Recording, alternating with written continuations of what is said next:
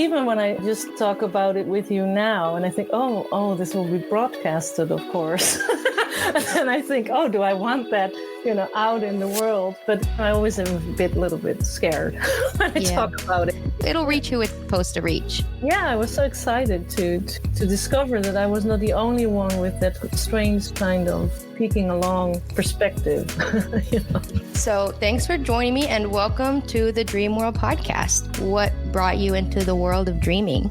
Yes, my name is Emmy van Zwaai, and currently I work as a sign language interpreter, where I'm specialized with interpreting for the deaf and people who are both deaf and blind. And dreams always have interested me since I was very small, because I've always been a very vivid dreamer. Even as a child, and I was a bit of a dreamy child, was always said of me. Yeah, what got me into seriously writing them down was when I came in contact with the books of Jane Roberts. She is an author of the Seth books, it's called, or the Seth material. And in those books, there was a lot of information also on dreaming. And I had never heard of the term lucid dreaming, for instance. And I don't recall if I read it in her books or if I read it in books that I got to read because of her work. I got more interested in writing down my dreams in order to remember them. So when I did that, I discovered that they had so much to tell me. And I thought, wow, there's this whole world out there that I was aware of, but that I never studied in so much detail as I started to do when I was about 17, I think. So that's how it all got me started. And then I read some books by Patricia Garfield. And, really any book on lucid dreaming, for instance, that I got my hand on. I was very excited when I got my first lucid dream. I remember that the first thing I did was to try something that I wasn't allowed to do in real life, so to say. I was too young for a driver's license. In Europe, at least in the Netherlands, you had to be 18 in order to do so. So what I would do in my first lucid dreams was, drive my parents' car. So that's how it got started in a way. I love that. That's such a great thing about lucid dreams, is doing all the things that you can't do. Yeah, exactly. Yeah, and I realized soon after that the dreams started to change a bit. They became more serious. And there was one moment, even though I was still exploring in a playful way, but I remember that at the time I think it had to do maybe with focusing my attention, that by driving this car, in a way, I was driving my own consciousness or learning to steer. And the only way that I was able to give shape to that was in this playful form. And I remember that in one of these lucid dreams, there was a classmate of mine who was older than me and who owned a car, such an old timer. And I asked him, can I get in your car? And he said, yes, you can, but I think there are rather better ways of transportation in a dream, he said. And then he explained to me that you can just think of something and then you're there. And that really was a big change in my dreams. That's awesome. So how often do you have lucid dreams now?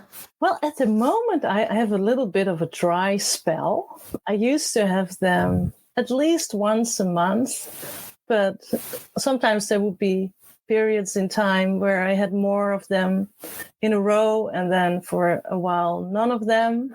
But I always write down all of my dreams, so also my non-lucid dreams, because I think they're very valuable as well. But I will have periods, for instance, when I read an online lucid dream magazine, that I get into it again because I think, oh yeah, that's so much fun. But sometimes life catched up, and I don't know, I just didn't pay good enough attention maybe to try and get some more lucid dreams again. Maybe after this interview, I will be very inspired again to open up to that again.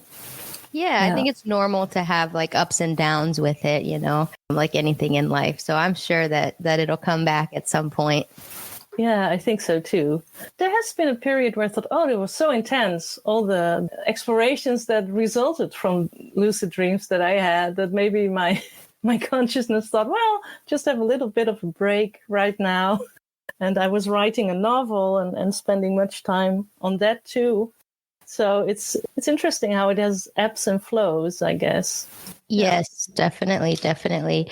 You know, what's interesting too that I noticed, and you were talking about this on another podcast episode that I listened to, and I found it so fascinating about how there's different kinds of dreams, you know, even within lucid dreaming, there are some that are just, you know, our daily life memory processing things. And then there are some that just feel deeper, like past lives or parallel lives, even, or, you know, just going through to different dimensions and traveling to these deeper places. And I find that so interesting because I also did a podcast episode previously about children that have like vivid dreams of being in a different body or being in this specific life, like young children, like 3 years old.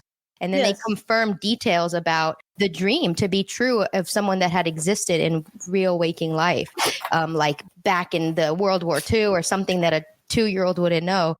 I've heard that you had some of these experiences as well of just being able to dream of, you know, somebody's life and then having a connection to this counterpart of yours. I would love you to tell me about it. Oh, yes, I would love to. And it's something that started rather soon after I was digging into having lucid dreams more often. And what I noticed was that I very often had dreams that took place in different time frames, different eras. And they were so vivid that I thought, this must be real. I mean, this is a little bit too detailed. And I remember it's the most vivid experience that I had in this regard, where I gave myself this suggestion prior to sleeping. I said to myself, what if those theories that I read about, that our consciousness is present in multiple spaces in time, multiple places in time and space, where is my consciousness when I'm not focused on my Emmy self? And I added a little strange sentence of, but it has to be practical for me right now, for my current existence, whatever I get to see. And what happened that night, it was in 2011 that this happened. I fell asleep and I had a series of very vivid lucid dreams. And in each one of these dreams, I embodied a musician. And you know, I just fell into the situation, and it was as if I peeked through the eyes of this other person. I think I once explained it using the movie Being John Malkovich. I don't know if you ever saw it, but in that movie, people are peeking through his eyes. And it's a very bizarre movie. But I remember the time that I saw that movie, I thought, this is exactly how it feels when I have such a, what I call peeking along lucid dream. And what happened was that in one of these lucid dreams where I was this musician, I was a man playing the organ in a synagogue. And I was very surprised to find myself in that setting. And as is the case in lucid dreams, you're very much into the moment. I think at that moment, you know, what's going to happen now? And I was playing the organ really well. And I cannot play the organ at all in this lifetime. And I was just amazed at how vivid this playing was, and I was enjoying it. And I was pondering, so I had my own thoughts at this moment, as well as the thought of what happens to be a man. I thought that in synagogues, there were no organs. I'd never heard of it.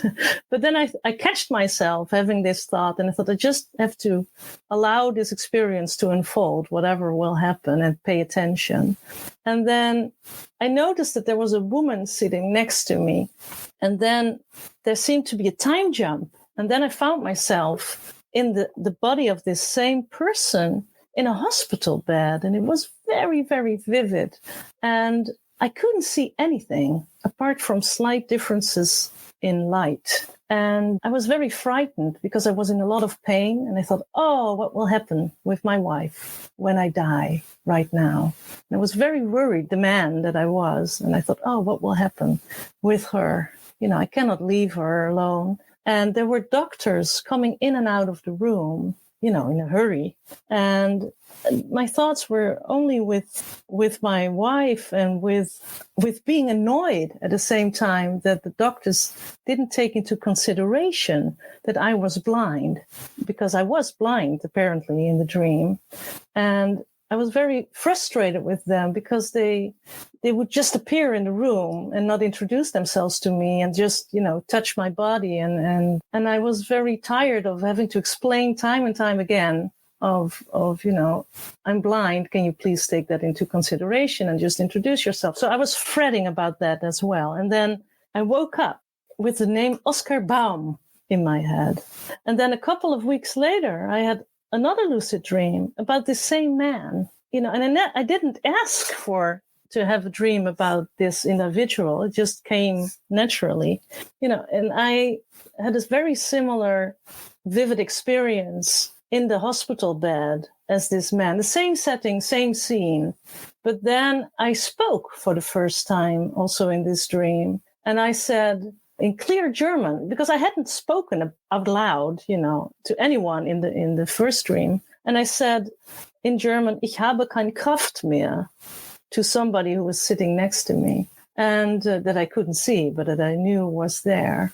And it was all so very vivid and real.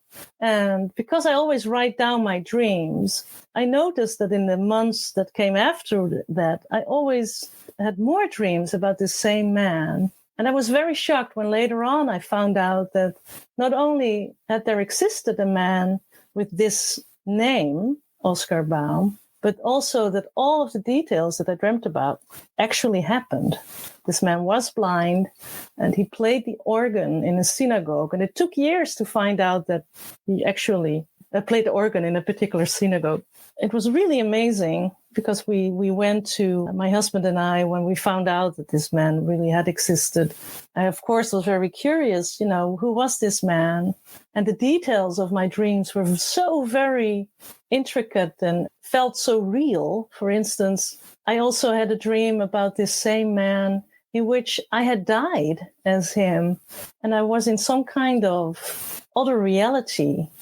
And there was another man who also had been blind his whole life and who was going to the same Institute for the Blind as the man that I dreamt about. And he said to me, as I was this man, "Don't you want to see how your wife looked like?" And I said to him, "Well, what if I don't recognize her? I will be so embarrassed." And he said, "You will recognize her." I said, "No, what if I don't recognize her? I will be so embarrassed." And what happened then was that he encouraged me to join him. And we traveled through time and space. And we ended up, this was really took me when I realized what was happening. He took me to this concentration camp where this wife of me in that reality was, situated. And he just said, "You will find her." And I looked in this barrack with all this women. And then suddenly I saw this woman and was so overwhelmed with emotion because I could see, and I could see how she looked like. And I woke up crying after this dream. And I wrote down very detailedly what I had seen, making comparisons to people I know in my waking life. I mean, how do you describe someone who you've never met? You take a kind of images from the people, she looks a little bit like this woman. She's very short, has curly hair, has gray eyes. I wrote down everything that I could remember. And then it took me and some researcher many, many years before we found a picture of the wife of Oskar Baum. And she looked exactly like the woman that I saw in that dream. So it was really wild, in a way, a wild experience. And because I had written down all my dreams all those years, I was able to discover that even before 2011, when I had the first dreams that I recalled of this man, I already had dreams in 2008, where I was visiting an Institute for the Blind in the Czech Republic, where he was from. So, I don't know if it's at all clear That's so fascinating. Wow. Okay, I have a few questions. So when you are having these dreams, are you Yeah. aware of your Emmy consciousness at all, or are you fully immersed in Oscar? What is really interesting, and what I've given many thoughts, is that with all of these dreams, I have my own perspective as Emmy that is still there in the background, aware that I'm dreaming, and I'm completely in this other person's body. And it feels like me. So much so that I sometimes forget that there's a difference between the one and the other. Because I remember in one of the first dreams about Oskar Baum that I had, I felt so completely myself in that dream. And it was a very strange experience because when it started, I thought that I, as Emmy, had died. It was quite scary in a way, because it was before I found out that I had a heart condition that created heart stops. It's a whole different story, but it's possible that at the moment I had that dream experience that something more was going on than just me sleeping. What happened was that my daughter was still asleep in her crib, and my husband got up because he had to go to work. And I thought, I will just lay in my bed for a little bit longer. And what then happened was it felt as if somebody had hit me on the head. It didn't happen for real, but it was a kind of very strange falling sensation that I had. And from one situation to the next, I found myself standing in my parents' bedroom in a town miles away from where I live. And they were asleep in their beds. And it was just their physical bedroom. And I was just mesmerized. I thought, how can I be here when I just was in my house in Elst? And then I got very scared because I thought, or I'm now dreaming, or because I felt so very vivid and awake in a sense, or perhaps I have died, because it was such a strange awake feeling that I had. I was so lucid and so aware that it frightened me in a way. And then I panicked for a little bit. I thought, what if I've died? I mean, that would be really a pity, when that would have happened. And then I calmed myself down. I thought, no, it must be a dream. And if it's not a dream, then I cannot change it anyway. I mean, then I have to accept the fact that I've died. And what then happened was that the whole room seemed to vibrate, as you can have when there are extremely hot temperatures with an asphalt road, for instance. Suddenly I found myself in this landscape that was completely made out of light. It's the only way I can describe it. I mean, it sounds a bit cheesy, but that's what it was. And I flew through this place and I hugged a man, and it was Oskar Baum. And as I did that, we became one. We were just one and the same, bodiless, formless dot of consciousness flying through that landscape. And I was so emotional in a way that I felt so good that I thought, man, this is amazing, this place. I mean, look at, the beautiful landscape, because I could see light. But within this light, there was a kind of landscape that I could observe as we flew through that at a dazzling speed. And he minded to me, this is where I am when I rest a bit. And then he said to me, I will see through your eyes that what I've never seen. And then I found myself all of a sudden feeling completely like myself, walking towards a door in a town. And the door was such a big building with those two doors aside to each other with big windows in it. And I felt more like Emmy, like I always, I just felt completely like myself. I had no idea that I could be in a different body. And then as I was pushing open the door, I saw my reflection in the mirror. And I was really startled because I had expected to see my Emmy self. But instead I saw this man with one eye poking in one direction, the other one straight ahead, clearly blind. And I opened these doors and it opened into a music hall. And there was an orchestra rehearsing. And it was all so very real. I cannot even explain how real it was. It was as if you all of a sudden find yourself in a completely different setting. And I saw a snippet of that. And I spoke a little, I saw a conductor turning around as I entered the room. And it was so very, very vivid. And then more of these scenes took place. I don't recall all of them anymore. But what I found so striking is that I felt so much like me, like myself. And yet here I was in this completely different body, experiencing things that to this man are his now, after he said what he said to me. And that really gave me lots of, brain cracking thoughts. Like, how can I be aware of myself and at the same time being aware of somebody else? I mean, there must be a third perspective that is above all that can be aware of all of these things at once. And it's a really mind-boggling thought, isn't it? Yeah, wow. Like the concept of the oversoul or like the higher self.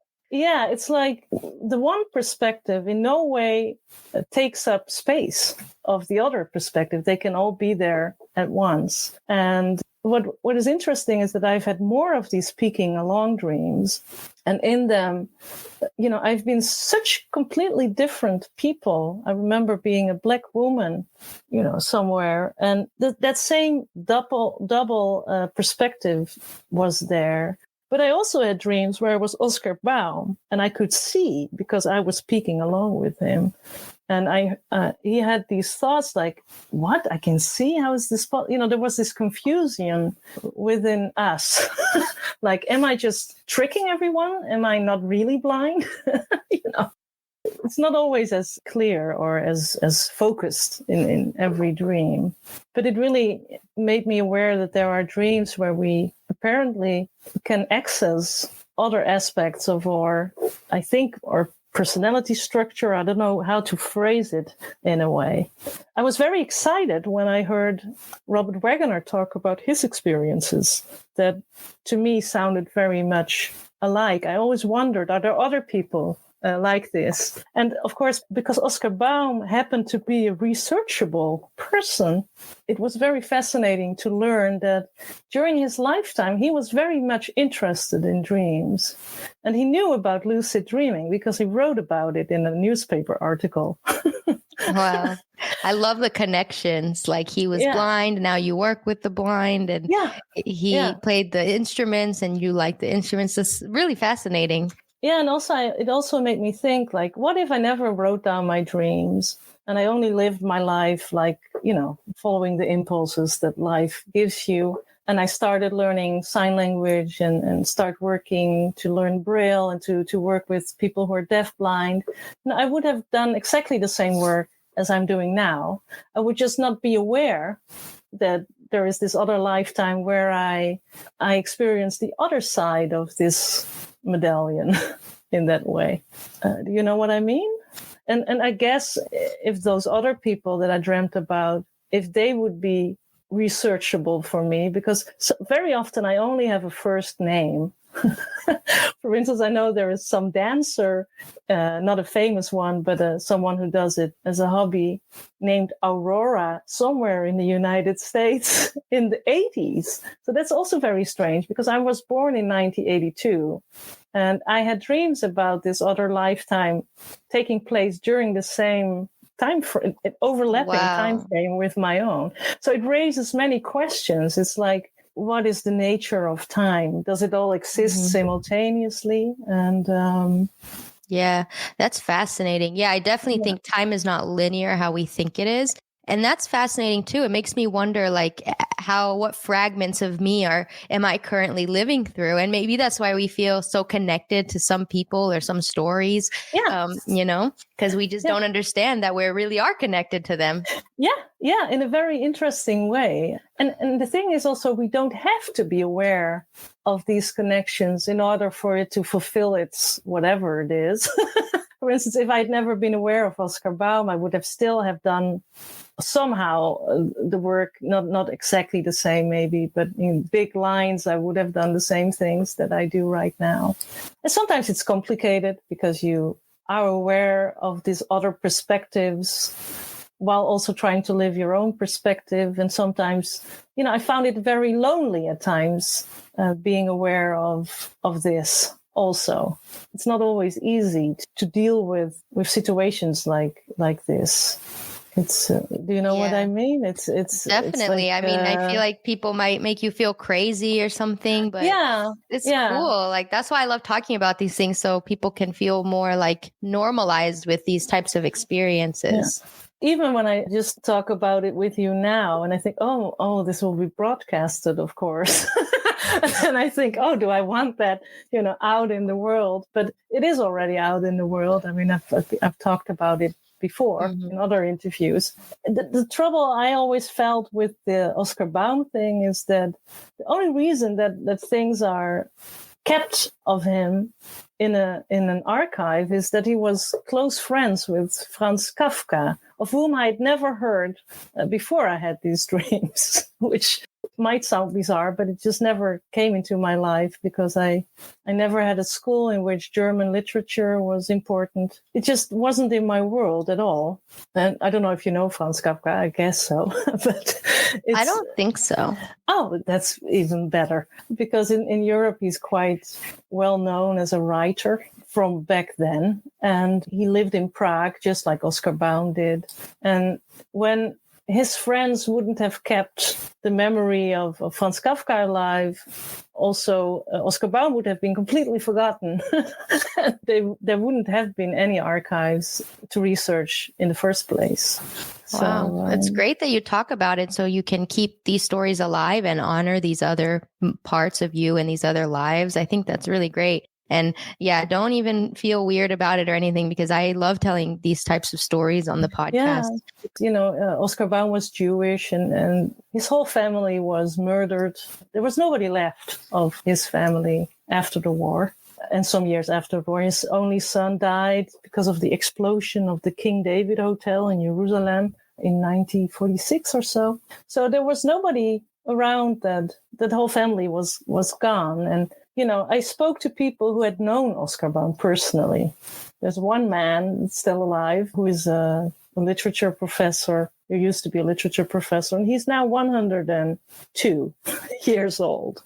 So he knew Oskar Baum personally, and it was such a strange, bizarre experience to talk to him. First, I didn't tell him, of course, why I knew so much about Oskar Baum, but it's very hard to explain to people what it meant to us when it became clear that I knew things that I couldn't possibly ever know about Oskar Baum.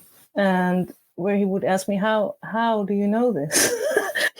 And then we had to talk about it. And for him, he lost so many people during World War II. To see that somehow consciousness might, there might be some kind of proof that consciousness survives tragedies like this, I think it really helps him, or it helps to take away a little bit of some pain or some fear of everything is lost when we die. For me, it helps. Yeah, me too. My dreams have helped with the fear of death too, because I know that my consciousness will continue to new adventures. Yeah, exactly. And even is simultaneously at this right moment having experiences perhaps that we, of course, cannot be consciously aware about at all times. But sometimes it can really help. Yeah, I always describe it as by writing down these dreams experiences. I mean, we don't understand everything, what happens or what the correlations are. Am I really Oskar Baum, or is there something else at play here? At least I can pick up on him, but does it mean that my consciousness is linked to his consciousness in a very straightforward manner?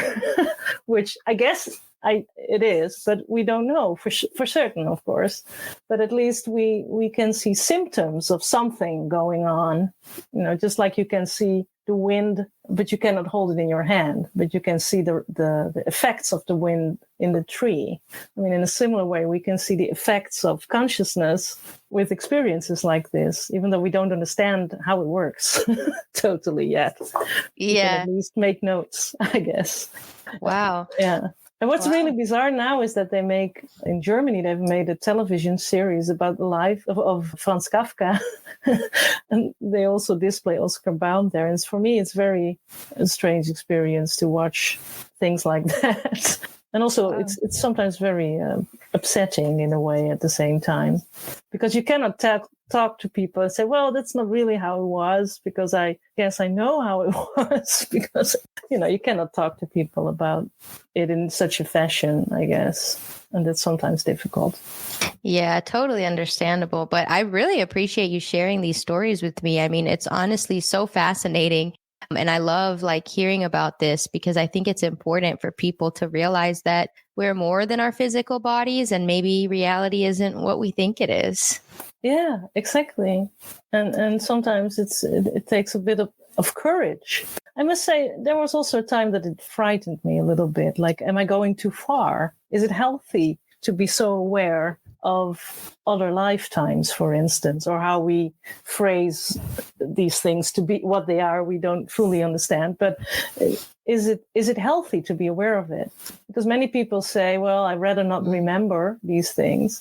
And it has not always been easy to be aware of it. But at the same time, I wouldn't want to miss out on this opportunity to know about it. Yeah, I think if we're open to it, some people block out and they're scared of the unknown, or they don't remember their dreams. So it's great that you have such a good connection with your dreams. Do you still write them down and keep a dream journal? Yeah, every day. So, but what I do is first I used to make handwritten notes, and then I would type them up, but it took hours. And now I just speak them into my phone. Mm-hmm. And, I've used AI recently to catch up with my dream notes, though, because they're very short snippets. I can let AI type it out for me and then correct those notes. And it saves me lots of time. Yeah, that's great. So, yeah, I do that too. Well, not AI, but I speak it and then write it out later. Yeah, I was so happy because I was so far behind typing them up that I thought, if I have about 3 dreams a day and I'm so far behind typing them up, how am I ever going to catch up? But now I get a little bit of help from technology. Yeah. I love that. Do you ever forget that you have a recording, and then once you see it written down, then you remember the dream? Yeah, I do. So, I love when that also happens. Sometimes it's amazing how many of these dreams have proven to be precognitive later on. I've dreamt about my new dog when my old dog was still alive, for instance. Oh. And because I wrote such detailed dreams down, only later on when I reread them, I thought, that's about my new dog. I have that dog now, that black, strange, small dog of mine. But I had no clue, of course, that at the time that it was a precognitive dream. Yeah, precognitive dreams also shows us dreams are just all present time, past, present, future, non-linear, So cool. Yeah, exactly. They give us very clear examples. And I've had very strange other category of dreams as well, in which I helped people who were passing to go from one reality to the other.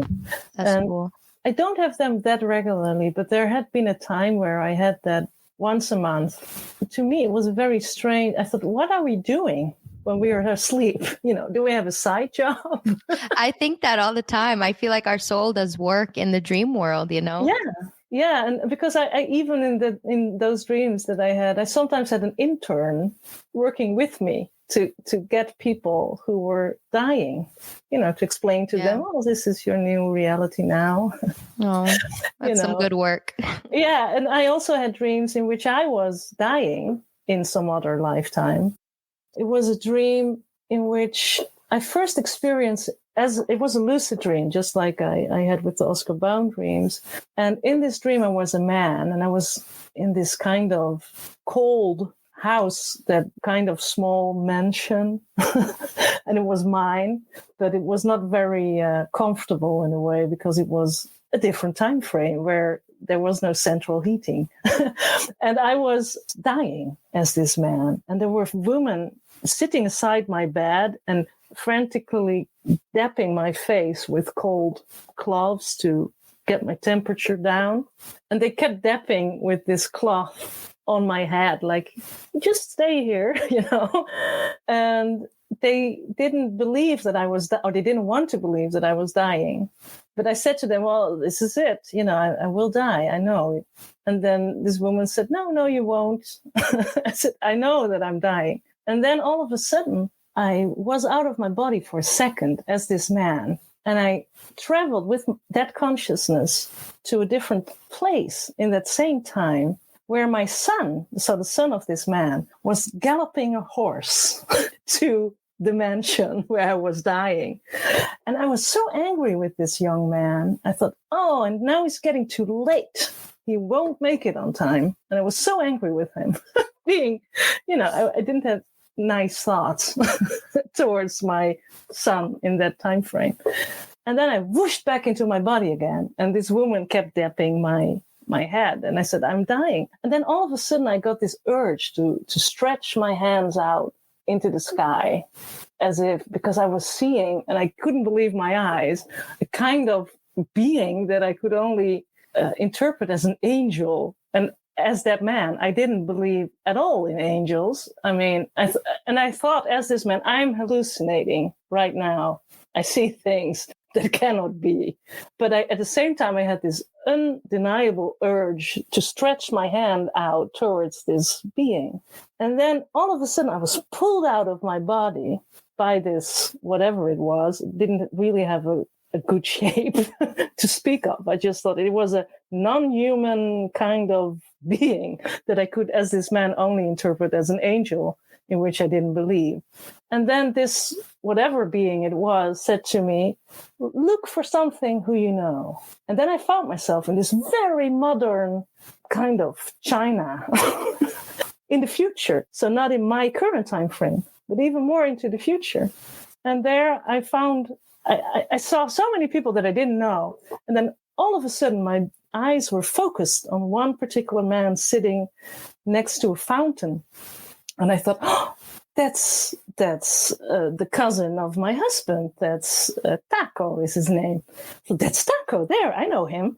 And I walked over to him and I said to him, Taco, you've been dead for 2 weeks. In reality, he's not dead at all. I mean, he's alive as I am right now, hopefully. And I said, did I die? And he said, yes, you did. And it was such a strange experience when I woke up from this, because I thought, what was happening here? In the dream, I died as one man. I was pulled out of my body by some kind of something. And then I time traveled to another time in space and time where I had also died, but then in some other form. So as if it was all, you know what I mean? I mean, it was a very wild experience in that regard, and brings up so many questions. What is happening here, Yeah, that man must have been so confused to find out that his reality was not what he thought it was. Yeah. And it also made me wonder, when I told this dream to a friend of mine about this stretching of the arms, she said, oh, my mother did exactly the same thing when she died. And apparently many people have this unstoppable urge to stretch their arms in this way when they die. Yeah. If I hadn't written down all my dreams for all those years, I would never have seen, for instance, instances where I more often dreamt about the same individual. And when you lay these dreams together, it makes a very cohesive life story. And at least one of these persons was researchable. And then I think, well, then if it is the case for this man, then maybe most likely also some of these other experiences are, connected to actual existing individuals somewhere in time and space as well. Yeah, definitely. And imagine all the ones before things could be written down and put on the internet. There's probably some that are just lost in, there's no records of. Yeah, for certain, I think. And it could, if science was up to it, it's of course important to see, because I also have dreams, or how do you call them? Different kind of dreams in which I don't know, I need to go to the bathroom, or where I'm just, that are more like fiction in a sense, and also very useful, but that are clearly some kind of other kind of constructs that I don't understand completely. And also I remember, for instance, one dream that I had where I was drinking lots of beer. And I thought, man, this man must be an alcoholic. But then later on, I found out that during the Middle Ages and so on, there was far less alcohol in beer, and they drank it instead of water. So he was maybe not an alcoholic at all. But with my current day perspective, I would completely misinterpret this situation. Yeah, interesting how perspective like affects our view on things. And expectations. One thing I wanted to share is something that fascinates me to this day, and that is when I had a dream on Oskar Baum where I really actually died. I mean, I had many dreams dealing with the hospital situation, and then I had one dream in which apparently I had slipped out of life as him, and I found myself laying on my back in a beautiful, beautiful field. Very cheesy, but very heavenly in a way. I felt so calm and so nice, and I peered up into the sky as I was laying on my back, and I felt very comfortable and at ease. I hadn't realized I had died. I just thought I was dreaming, and I could see in my dreams because Oskar hadn't been blind his whole life. So when he dreamt, and he wrote about this in this book on dreaming, because they interviewed him on how blind people dream, I was laying on my back and I was enjoying the clouds. I looked at the clouds and I thought, what's that for a strange cloud up there? And it was as if the cloud came towards me, moved towards me, and I thought, how can that be? It's so odd. And then I had the same experience as I described earlier, the arm thing, where I tried to reach out to whatever was coming at me. And arms, or it looked like arms, came out of this strange cloud. And they grabbed me by my hands. And whoop, I got pulled out of my body that I was, my dream body that I was in. And I was very into that moment where I just whooshed upwards, and then I came to a certain point where I couldn't go any further, and I whooshed through this kind of invisible ceiling is the only way I can describe it. And I just, as I passed this point, I thought, oh, I'm dead. I cannot go back now. I just died. But I was very calm about it because I was at peace with this situation. And whatever being had pulled me out of my body, I mean, I couldn't really see him. It was a very strange, cloudy kind of someone who had trouble taking shape is the only way I can describe it. Told me, I don't know if he used words, but it was communicated to me at that point. And they said, trust your eyes, learn to trust your eyes. And then I was at a plane where people who were blind their whole life, or a big part of their life, in the life that they had just ended. And they needed to practice being comfortable seeing again. It was very odd. And I had to be there for a bit. The next thing that happened was that I had the sensation of falling down, which was a bit strange. And then all of a sudden I found myself in a memory of Oskar Baum, and something he had experienced as a blind person, but had never seen. And it was very vivid and very detailed.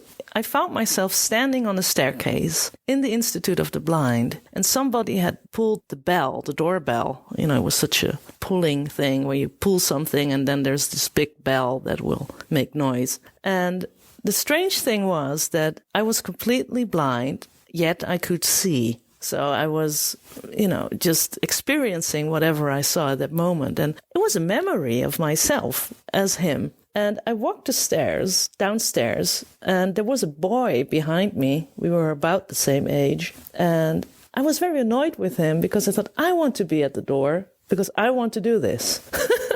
I was very protective of my task that somehow the school board had given me, that I would guide parents who were trying to decide, will our blind child go to this school, to serve as some kind of guide, to guide them through the building and to explain them about the school and how it all worked. So I opened the door, and I'm very happy because I was first, so I could do this task. It was very childish of me, but this is what it was. So I opened the door, and there was this couple. And they were all dressed completely in, the last century, around 1890 or something, clothing. Well, it must have been a little bit later. It must have been around, I think, 1901 or so. They had this typical clothing from the time the woman was wearing this hat. And the strange thing was that as they looked at me, they looked at me like you do when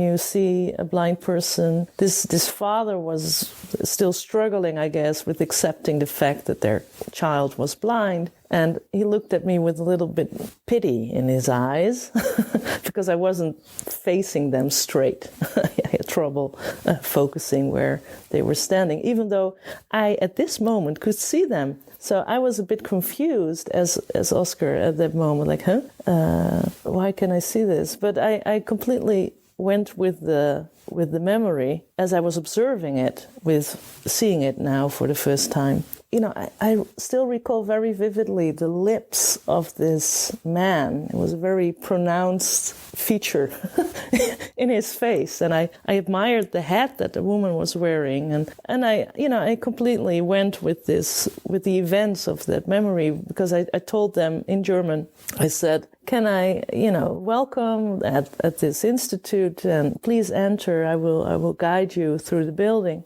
And then we came to a floor where there were a hallway. It opened up to a hallway. And this man asked me about the practicing of the piano. Are there enough pianos in the house to allow all the students to let them practice? And I said to this man, well, we don't have enough pianos, but we have very strict schedules so that every pupil can study. So we have to be very strict, like you can practice till this time and then the other one has its turn. But we manage, I said. And I was very proud, in a way, showing them the building. And they let older students do it so that, they could ask questions and see how good our students function. And then I woke up and it was so real. And I thought, well, this must have been an actual memory of this man. And what fascinates me is like, whoa, maybe it is true. Maybe when you just lived a whole life with a particular handicap, if it's being blind or being missing your legs or whatever, maybe there is some period of adaptation to a situation where you don't have to hold on to that handicap any longer, but you're so used to perceiving the world in such a fashion that it might take some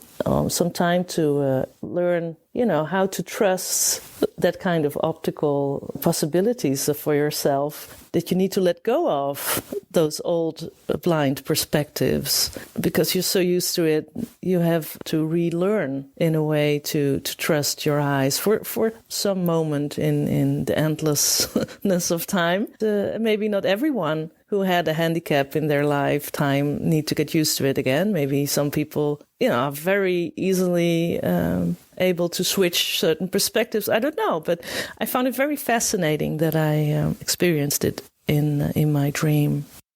Wow, Emmy, I'm honestly just so mind blown by your experiences and your life journey. And I'm also really fascinated by this concept. Lately, I've been thinking a lot about reincarnation and the possibility of having past lives and future lives, and maybe this not being our quote unquote last time on Earth. But at the same time, the whole concept of time and space puts a big wrench in that thought process, because if we are only experiencing linear time in our physical incarnation, then past lives and present and future lives is an illusion, and truly all lives are happening simultaneously at once outside of space-time continuum, if that makes sense. So you have this connection to your past lives, present lives, they're all happening now. Even if the quote-unquote past life was in the 18th century, that is a concept. It's not an actual time period linearly like we think it is. So 1942, 18th century, all these different time periods are happening right now in some dimension somewhere, I guess. I don't know.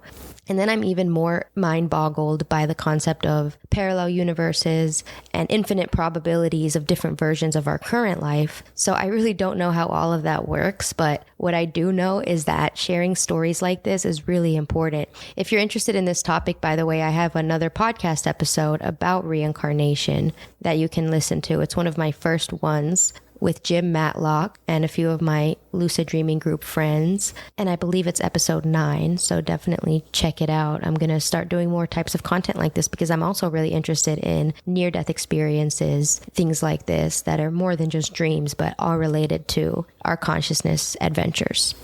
What I wanted to tell you was that when I had those first dreams about Oskar Baum, where I also knew his name because I had dreams years prior to that, so my dream notes showed me about this same man, but I didn't know, I couldn't connect it to anything, of course. Not having any name, just dreaming about being blind so very often, where I had troubles with my eyes and I couldn't see anything, and I always thought, oh, that's because of REM sleep, and maybe I try to see with my sleeping eyes and it doesn't work. And I was completely confused at that time as to why I would dream and not be able to see. Later on, I discovered why that was, or why it possibly could be. And that was that I had these, what I called peeking along dreams with Oskar Baum. And sometimes I can see in these dreams, and sometimes I can't, which is very fascinating to me. As if in some occasions I can see because I, as Emmy, can see, even though the body of Oskar Baum can see, or maybe we are in some kind of, I don't know, sphere of attention where, as a blind person, you can see. Yeah, what you normally can't. I don't know how that works. But when I just had these dreams and I discovered on Wikipedia, it was this very small article because I had researched who was Oskar Baum, because I had a first and a last name. Is there possibly a man by that name who is also a pianist? Because the dream had been so very vivid of me in that synagogue. So I typed in Oskar Baum pianist in Google, as you do. And then there was this very small Wikipedia article about Oskar Baum that stated that this man was a friend of Franz Kafka, who was a very famous author in Europe, in Prague. And you know, I only knew of Franz Kafka because of this saying that we have, that something is Kafkaesque, but I'd never read anything by him. I had done a schooling education where you didn't get German, or at least I had 1 year of German and I ditched it because I didn't like the teacher and I felt very uncomfortable speaking German. And later on, I gathered that it might have had something to do with the fact that Oskar Baum became blind because kids mobbed him because he was reading a German book. And in that time, there was this divide between Czech-speaking people and the German-speaking minority that was very often also Jewish that lived in the Czech Republic, or Bohemia that it was back then. And so those little kids thought that it was a provocation that Oskar Baum spoke German. So maybe that also added to my not wanting to have anything to do with the language. But what was interesting is that Wikipedia article stated that he was blind, just like as in my dream, that his wife accompanied him everywhere because, you know, it's nice to have, you know, guiding dogs were not the thing back then. They were not there. And he loved his wife dearly. So she would take him to places and help him navigate. He worked as a theater and music critic, which also explained the part in the dream where I was visiting a music hall. And so I was mesmerized. I thought, who was this guy? And did also the other details in my dream overlap in the dreams that I had with his actual life? Or is it just coincidence? So then I went to Prague with my husband. And there I went to the Jewish Museum because I thought, well, he was a rather known writer back in those days and a good friend of Franz Kafka. Maybe there's something left. And then they showed me the archive. And what was striking was that when we arrived in Prague, so we hadn't visited the archive yet, we had to walk to our hotel, like you do when you are on holiday. And then we passed this huge synagogue in a very small side street called, what I now know is called Jeruzalemska Street, and Jerusalem Street, when you translate it. And I felt so emotional upon seeing the building, and I thought, this is the synagogue where he played the organ. This is the synagogue from my dream. And then it had just been opened to public in 2008. We visited in 2011. So we went back there later that week. I felt so emotional. When we entered the building, I was very embarrassed because I had to cry. I couldn't stop crying. I thought, this is ridiculous. Stop, Emmy. I was very embarrassed because I was so emotional. And when I gathered myself again, I spoke to the keeper of the synagogue, the one who takes care of it. And I asked him, did Oskar Baum possibly play the organ here? And he said, no, I don't think so. No, I don't think so. And I asked if I could see the organ. And they said, no, it's we are restoring the organ at the time, and you cannot go up there. So I was a bit disappointed, and I was very confused as to my emotional reaction because it was so intense, and I was so embarrassed because of it, especially when they said, well, most likely he didn't play the organ there. So I was very upset. And, I started second-guessing everything that evaporated later when we visited the archive. And they asked me, are you a researcher on literature? Or how did you get here? I said, well, it's a very strange story, but I had dreams about a man, and I wondered how much of that is actual fact, or if it's just a coincidence. And then they asked me what I dreamt, and I told them. And they were so shocked. And they showed me the archive, and everything that I spoke about, for instance, how he died and how a friend sat next to him, and was described in letters that were there in the archive that were sent to his wife after Oskar Baum had died, for instance, his last hours, and so many other things. I had one dream where I spoke about his son, and I named him Leo. And then we found out that his son was called Leo. And there were so many of these things, that he was very much into dreaming, that he even added to a book on dreaming, and that he had friends in the Blind Institute who were lucid. One of them was a lucid dreamer, and he wrote about it in newspaper articles. So I was like, what?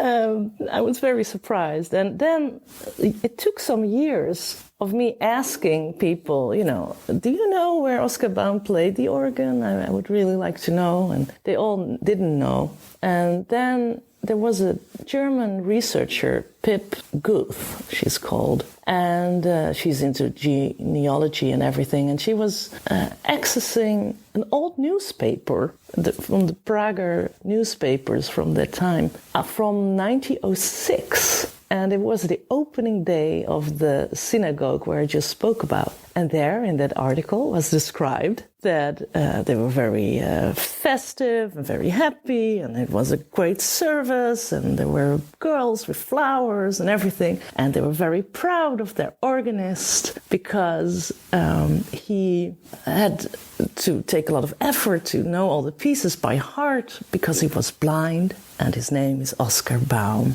And that was such an important moment for me because I thought, I was right all those years. I picked up on something that was true, even though some people didn't know yet that this was indeed a fact. It really helped me to trust the whole thing a bit more when we feel certain very strong emotions with these events. One other small anecdote that I wanted to share with you is in one of my dreams that were on Oskar Baum, many people had asked me, did you ever dream of Franz Kafka when you have these Oskar Baum dreams? Because most people know Franz Kafka, but they don't know Oskar Baum. And they're very, curious if I ever dreamt about him. And I did, but not very often. So one particular dream that I had was that I was Oskar Baum and I was sitting in a kind of cafe-like setting. And Franz Kafka was seated next to me and we were talking in German. And he was talking to me to cheer me up because somehow I felt down. And he did that in a typical fashion by telling me a riddle to entertain me. He said, let me tell you something. And he said, there is the door of the bad and the door of the good. And through the door of the bad can come good things, and through the door of the good can come bad things. They are both made from the same wood, and they end up in the same room. This is what he told me. And then I woke up. And I thought, this was such a strange thing. I mean, it was such an interesting riddle. And I've also found it a very kind gesture of a friend to try to cheer you up, because most likely something really bad happened, or at least as Oskar Baum, I was quite down at that moment. And this kind of riddle cheered me up in a way in which you can think, okay, well, sometimes bad things happen or good things happen, but ultimately they all bring you to the same room. I don't know. It really helped me, at least in the dream, to feel better. And it also showed me how Franz Kafka possibly really was. It felt very authentic to me. I had some interesting experiences last night, 2 nights ago it was. And then after these experiences, I listened to your podcast. And by coincidence, which is, I guess, not a coincidence, but this is how these things go, it dealt with exactly the matter that I dreamt about. And that is, I had such a peeking along dream, as I call them, in which mirrors, had a big part to play. And then, I listened to this recording and I discovered that there are more people with experiences like this. And that fascinates me, because after my experience that I had 2 nights ago, I had some insights into how it might work with these peeking along dreams and why you sometimes merge or are able to merge with another person, as happens in these dreams. What happened was I had this dream, a lucid dream, where I visited a family of a man who passed away exactly 1 year ago at that date. And I don't know why I visited them.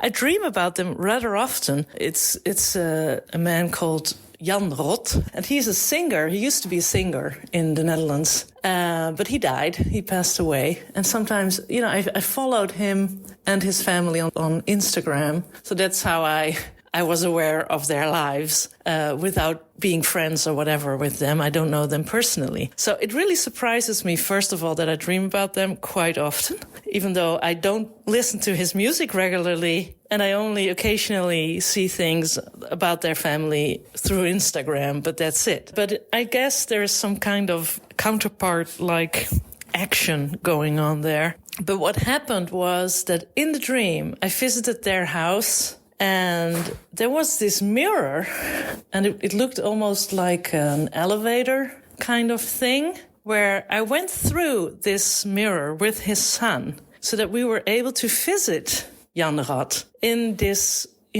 out of time area. And as we went through the mirror, we came into this kind of lobby where there were many people, including Jan Rot, I guess, and his son went there. And I was distracted, and I saw this woman who just had passed away. And as I saw her, we merged and we became one. And this is something that happens quite often in these kind of dreams. And it always makes me wonder, are we connected, this woman and I? Are we the same person somewhere in time and space or not? Why is this happening? All these kind of questions. But what happened was I merged with her, and then I spoke as her, with her, in this one situation where we were one. And as her, I said, oh, I died. Okay. And then I spoke to this man who was also in this landscape. And I said to him, oh, then I'm going to look at memories, right? And this man said, yes, you will. And then I got this very twinkle in my eye and said, oh, can I change things, that happened or not?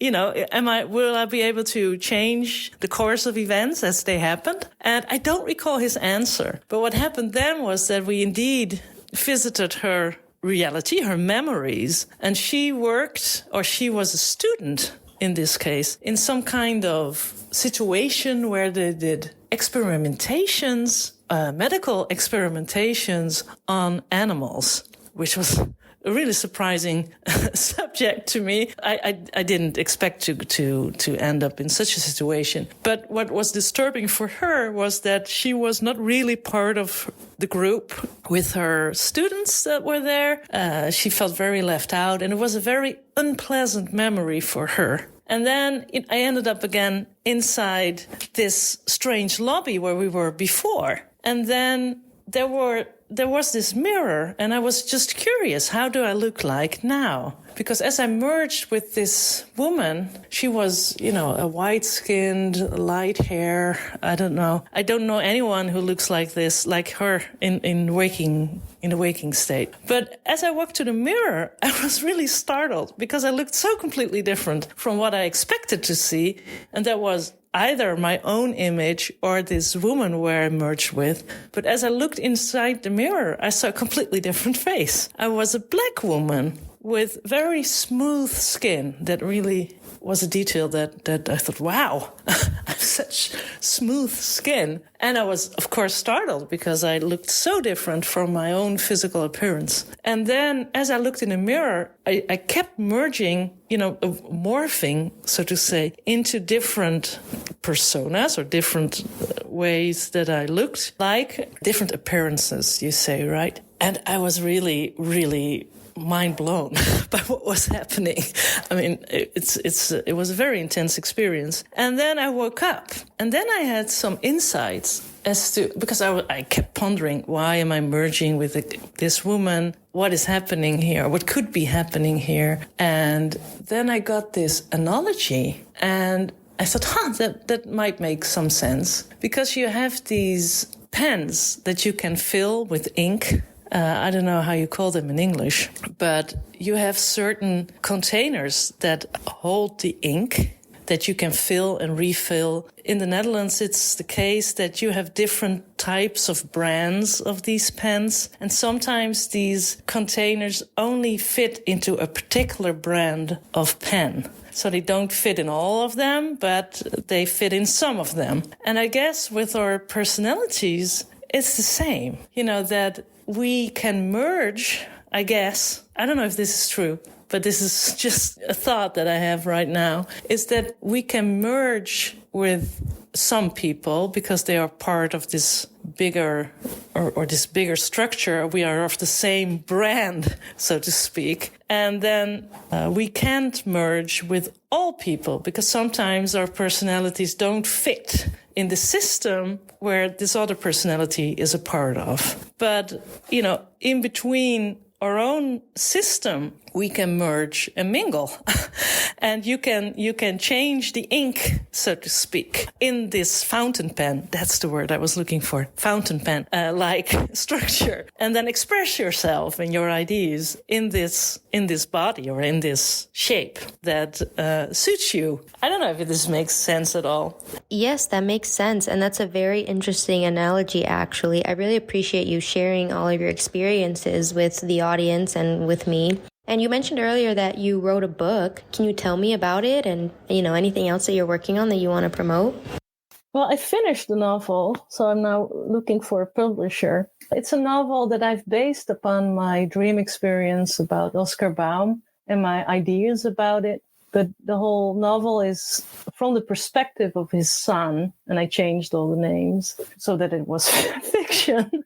And now I tell about it, so everybody knows now. But this man died very young because of the explosion of the King David Hotel in Jerusalem. And when he comes into this landscape of the afterlife, he discovered that his father is already completely focused on another lifetime that takes place in my lifetime as Emmy in a way.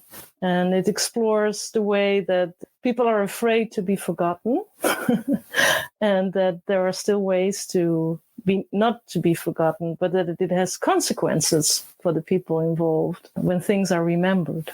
And that's a little bit where the novel is focused upon. I'm at the same time working on a biography about this man as well, about Oskar Baum, because there was so much material in the archive that we thought, oh, it might be very interesting to publish. And because I knew Braille, I could transcribe all of the Braille texts that were in the museum that were written by Oskar Baum. Wow, that's great. So that's what I did for the museum in Prague. And to me, it's a very bizarre perspective of having possibly written these texts in a different century and now trying to preserve them in this reality. I mean, it's very fascinating to know that maybe things you do now will be very useful to you later. Yeah, far later. That's so fascinating. Even though you might not remember. I love that you have that connection and that you're continuing to honor, his life or your past lives or whatever you want to call it, and continue doing that work. I feel like you're aligned where you're supposed to be. I hope so. Yeah, I try to. It always brings more questions than answers, I guess, these explorations in consciousness. I'm very happy that there are more people who are also exploring lucid dreams and what is happening there, and taking field notes of their experiences so that, we might be able to understand a little bit more of what is actually happening. Yeah, I love that too. People are talking about it more. Science is starting to research it more. I'm excited for when your book is published. So please keep me posted so that I can, read it and buy it. Yeah, I will. Thank you. And I would love to hear if you ever had experiences like this, or if there are other people who have these kind of peeking along dreams. I hope to one day write an article about it.